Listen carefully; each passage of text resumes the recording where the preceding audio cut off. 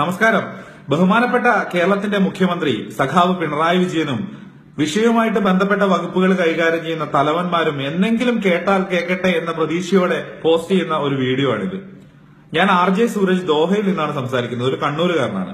Sir, എനിക്ക് സംസാരിക്കാനുള്ളത് കേരളത്തിലെ അഭ്യസ്തവിദ്യരായ ഒരു സംഘം ഭിക്ഷക്കാരെ പറ്റിയിട്ടാണ്. സാർ, ഞാനടക്കമുള്ള പ്രവാസികൾ 1-2 വർഷം കൂടുമ്പോൾ കേരളത്തിലെ ഏതെങ്കിലും ഒരു എയർപോർട്ടിൽ വന്നിറങ്ങാറുണ്ട്. ഇത്തരത്തിലുള്ള എയർപോർട്ടുകളിൽ മേൽപ്പറഞ്ഞ അഭ്യസ്തവിദ്യരായ ഭിക്ഷക്കാരുടെ ശല്യം വളരെ രൂക്ഷമാണെന്ന് വ്യസന സമേതം അറിയിച്ചുകൊള്ളട്ടെ. എന്റെ ഒരു സുഹൃത്ത് കഴിഞ്ഞ ആഴ്ച കാലിക്കറ്റ് എയർപോർട്ടിൽ വെച്ചിട്ട് നേരിട്ട ഒരു ദുരനുഭവത്തിന്റെ പശ്ചാത്തലത്തിലാണ് ഞാനിപ്പോ സംസാരിക്കുന്നത്. എന്റെ ഒരു സുഹൃത്ത് ഒരുപാട് കാലത്തെ ആഗ്രഹത്തിനൊടുവിൽ സാധിച്ചെടുത്ത ഒരു വലിയ സാമാന്യം കൊള്ളാവുന്ന ഒരു വലിയ TV ആയിട്ട് കഴിഞ്ഞ ആഴ്ച കാലിക്കറ്റ് എയർപോർട്ടിൽ വന്നിറങ്ങുകയുണ്ടായി. 49 ഇഞ്ച് സാംസങ്ങിന്റെ കേർവ്ഡ് കളർ TV ആയിരുന്നു പുള്ളി കൊണ്ടുവന്നത്. ഈ പ്രസ്തുത TV എയർപോർട്ടിന് പുറത്തേക്ക് കടക്കണമെന്നുണ്ടെങ്കിൽ അവിടെയുള്ള ഒരു ഭിക്ഷക്കാരന് 25,000 രൂപ പേഴ്സണലായിട്ട്, അതായത് കൈക്കൂലിയായിട്ട് കൊടുക്കണം എന്ന് ആവശ്യപ്പെട്ട ഒരാളെ കാണുകയുണ്ടായി. ഇപ്പൊ സാറിന് മനസ്സിലായി കാണും ആരെയാണ് ഭിക്ഷക്കാരൻ എന്ന് ഉദ്ദേശിച്ചുകൊണ്ടിരിക്കുന്നത്. കേരളത്തിലെ എയർപോർട്ടുകളിലുള്ള വളരെ ചുരുക്കം വരുന്ന ചില കസ്റ്റംസ് ഉദ്യോഗസ്ഥരെ മാത്രം കേന്ദ്രീകരിച്ചുകൊണ്ടാണ് ഭിക്ഷക്കാരൻ എന്ന ആ ഒരു ഉപമ ഉപയോഗിച്ചിട്ടുള്ളത്. കാരണം അവരുടെ പെരുമാറ്റം കാണുമ്പോൾ ഇവർക്ക് ഗവൺമെന്റിൽ നിന്ന് ശമ്പളമൊന്നും കിട്ടുന്നില്ല, കേന്ദ്ര ഗവൺമെന്റ് ഇവർക്ക് ഒന്നും കൊടുക്കുന്നില്ല, പകരം ഇവര് പ്രവാസികളെ പിഴിഞ്ഞ് ജീവിക്കാൻ വേണ്ടിയിട്ടാണ് ഇവരുടെ ജോബ് കോൺട്രാക്റ്റിൽ നിഷ്കർഷിച്ചിട്ടുള്ളത് എന്ന് വരെ ചിന്തിച്ചു പോവാണ് സാർ.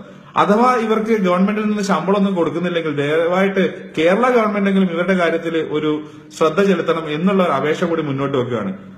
കേന്ദ്ര ഗവൺമെന്റിന് ഇവർക്ക് ശമ്പളമൊന്നും കിട്ടുന്നില്ലെങ്കിൽ ഒരു കാര്യം ചെയ്താൽ മതി. ഓരോ എയർപോർട്ടിലും ഉദ്യോഗസ്ഥ സഹായ നിധി എന്ന പേരിൽ ഓരോ ബോക്സ് വെച്ച് കഴിഞ്ഞാൽ കാശുള്ള പ്രവാസികളും ഓരോ എയർപോർട്ടിലും വന്നിറങ്ങുന്നുണ്ട്. അവർക്ക് തോന്നുന്ന പോലെ ഒന്ന് സഹായിച്ചോട്ടെ. അവർ വിചാരിച്ചാൽ തന്നെ ഇവരുടെ പ്രശ്നങ്ങൾ തീർക്കാൻ പറ്റുന്നതേ ഉള്ളൂ, അത്രക്ക് വലിയ ബുദ്ധിമുട്ടാണെങ്കിൽ. പക്ഷേ പാവങ്ങളായിട്ടുള്ള പ്രവാസികളുടെ കുത്തിന് പിടിക്കുന്ന രീതി ഒന്ന് അവസാനിപ്പിച്ച് തരാൻ പറ്റിക്കഴിഞ്ഞാൽ ഒരു പ്രവാസികാര്യ വകുപ്പ് കൂടി കൈകാര്യം ചെയ്യുന്ന മുഖ്യമന്ത്രി എന്ന നിലയിൽ താങ്കൾക്ക് ഞങ്ങൾക്ക് വേണ്ടി ചെയ്യാൻ പറ്റുന്ന ഏറ്റവും നല്ല കാര്യങ്ങളിൽ ഒന്നായിരിക്കും അത്. അതുപോലെ ഇത്തരത്തിലുള്ള വളരെ ചുരുക്കം ചെന്ന മലയാളികളായിട്ടുള്ള ഉദ്യോഗസ്ഥന്മാരാണ് മലയാളികളോട് ഇത്ര മോശമായിട്ട് പെരുമാറുന്നതെന്നുള്ളതാണ് ഏറ്റവും വലിയ സത്യം. അപ്പൊ ഇത്തരത്തിലുള്ള ഉദ്യോഗസ്ഥരെ നിലക്ക് നിർത്താൻ തലപ്പത്തുള്ള ആൾക്കാരെങ്കിലും ശ്രദ്ധിച്ചു കഴിഞ്ഞാൽ അതൊരു വലിയ മാറ്റത്തിന്, വലിയ നല്ല ഒരു മാറ്റത്തിന് പ്രേരണയാവും എന്നുള്ള ഒരു ആശയം കൂടി മുന്നോട്ട് വെക്കുകയാണ്. ഇപ്പോ ഇത് കേൾക്കുന്നത് ഒരു കസ്റ്റംസ് ഉദ്യോഗസ്ഥനാണെങ്കിൽ ഒരിക്കലും സാർ നിങ്ങൾക്ക് ഞങ്ങളോടുള്ള ദേഷ്യം ഇരട്ടിയാവാൻ വേണ്ടിയിട്ടല്ല പറയുന്നത്. ഞങ്ങളുടെ ഒരു അവസ്ഥയാണ് പറയുന്നത്. നല്ല ഒരു TV നാട്ടിലേക്ക് കൊണ്ടുവരിക എന്ന് പറയുന്നത് അയാൾ കോടീശ്വരനായതുകൊണ്ടായിരിക്കണമെന്നില്ല.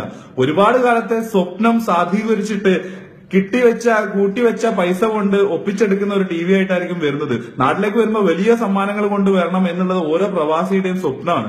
അത്തരത്തിലുള്ള ഒരു സ്വപ്നം സാധീകരിച്ചിട്ട് വരുമ്പോ അയാളോട് ഉളുപ്പില്ലാതെ കൈക്കൂലി എരന്ന് വാങ്ങുക എന്ന് പറയുമ്പോ സ്വന്തം നാട്ടിലേക്ക് വരുമ്പോഴുള്ള പ്രതീക്ഷകളും സ്വപ്നങ്ങളും ഒക്കെയാണ് ആ ഒരു ഗേറ്റിന് തൊട്ടിപ്പുറത്ത് വെച്ചിട്ട് തല്ലിക്കെടുത്തുന്നത്. ഒരു പ്രവാസിയുടെ മനോവീര്യം കെടുത്തുന്ന സമീപനമാണത്.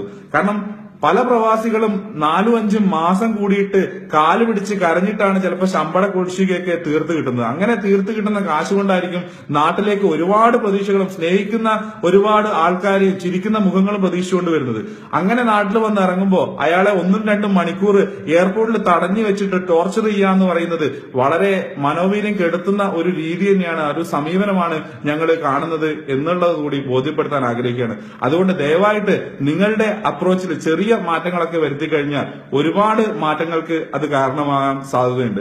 ഇപ്പൊ എന്റെ സുഹൃത്ത് തന്നെ കൈക്കൂലി എരന്ന് വാങ്ങുന്ന ഉദ്യോഗസ്ഥനെ കണ്ട് മനമടുത്തപ്പോ പറഞ്ഞു, സാർ എനിക്ക് കൈക്കൂലി തരാൻ ബുദ്ധിമുട്ടുണ്ട്, നിങ്ങളൊരു കാര്യം ചെയ്യും, 36% ടാക്സ് ആണല്ലോ, അത് എഴുതി തന്നേക്കും, ഞാൻ അത് അടച്ചോളാം എന്ന് പറഞ്ഞപ്പോ അതിന്റെ കൂടെ ഒരു ഡയലോഗ് കൂടി പറഞ്ഞു, അതായത് നിങ്ങളുടെ ID ഡീറ്റെയിൽസ് കൂടി എനിക്കൊന്ന് തരണം എന്ന ഒരു വാചകം കൂടി പറഞ്ഞതിന്റെ പേരിൽ ഈ നേരം വരെ ആ TV കാലിക്കറ്റ് എയർപോർട്ടിന് പുറത്തേക്ക് പോയിട്ടില്ല. അതവിടെ തടഞ്ഞു വെച്ചിട്ടുള്ളത്. പോരാത്തതിന് എന്റെ സുഹൃത്തിനെ ഒരുപാട് അസഭ്യ വർഷങ്ങളും നടത്തി, ഭീഷണിപ്പെടുത്തലും നടത്തി പറഞ്ഞു വിടുകയും ചെയ്തത്. ഇപ്പോ വെക്കേഷനുള്ള ഈ സുഹൃത്ത് ഒരുപാട് ദൂരെ നിന്ന് വീണ്ടും എയർപോർട്ടിൽ വന്നിട്ട് ഈ TVക്ക് വേണ്ടിയിട്ട് പുറകെ നടക്കേണ്ട അവസ്ഥയാണുള്ളത്. അപ്പൊ എത്രമാത്രം വന്നിറങ്ങുന്ന ഒരു പ്രവാസിയെ ടോർച്ചർ ചെയ്യുന്ന സമീപനമാണ് അവിടെ ഉണ്ടായിട്ടുള്ളതെന്ന് ചിലപ്പോ മനസ്സുണ്ടെങ്കിൽ നിങ്ങൾക്ക് മനസ്സിലാക്കാൻ പറ്റിയേക്കും. സാർ, ഒരുപാട് കാലം മാറി നിന്നിട്ട് സ്വന്തം നാട്ടിലേക്ക് വരുമ്പോഴുള്ള ആ ഒരു ഫീല് മനസ്സിലാവണമെങ്കിൽ മാറി നിൽക്കുക വേണം. അല്ലെങ്കിൽ അത് നിങ്ങൾക്ക് പറഞ്ഞു കഴിഞ്ഞാൽ എത്രത്തോളം മനസ്സിലാവും എന്നുള്ളത് അറിയില്ല. അതുകൊണ്ട് തന്നെ ചെറിയ ചെറിയ മാറ്റങ്ങൾ, സമീപനത്തിലുള്ള ചെറിയ മാറ്റങ്ങൾ വരുത്തി കഴിഞ്ഞാൽ തന്നെ ഞങ്ങളെപ്പോലെ ഒരുപാട് കാലം കൂടിയിട്ട് നാട്ടിൽ വരുന്ന ആൾക്കാർക്ക് അത് വലിയ ഒരു സ്വാഗതം പോകുന്നതിന് തുല്യമായിരിക്കും. പൊതുജന സേവകരെന്നാണ് നിങ്ങളെ വിളിക്കാറുള്ളത്. നിങ്ങൾ പൊതുജനങ്ങളെ, ഞങ്ങളെ സേവിച്ചിട്ടില്ലെങ്കിൽ യാതൊരു പ്രശ്നമില്ല, ഉപദ്രവിക്കാതിരുന്നാൽ മതി. അതുകൊണ്ട് തന്നെ ചെറിയ മാറ്റങ്ങളൊക്കെ പ്രതീക്ഷിക്കുന്നു. സമീപനത്തിലുള്ള ചെറിയ മാറ്റങ്ങൾ വലിയ നാളേക്കുള്ള നല്ല മാറ്റങ്ങളായിട്ട് പരിണമിക്കും എന്നുള്ള പ്രതീക്ഷയോടെ മാറ്റങ്ങൾ ഉണ്ടാവട്ടെ എന്ന് അഭ്യർത്ഥിച്ചുകൊണ്ട് ആരെയും ദേഷ്യപ്പെടുത്താനോ വൈരാഗ്യം ഉണ്ടാക്കാനോ വേണ്ടിയിട്ടുള്ള വീഡിയോ അല്ല, അവസ്ഥ പറയുന്നതാണ് എന്നുകൂടി സൂചിപ്പിച്ചുകൊണ്ട് ബന്ധപ്പെട്ടവരുടെ കണ്ണു തുറക്കട്ടെ എന്ന് ആശിച്ചുകൊണ്ട് നന്ദി, നമസ്കാരം.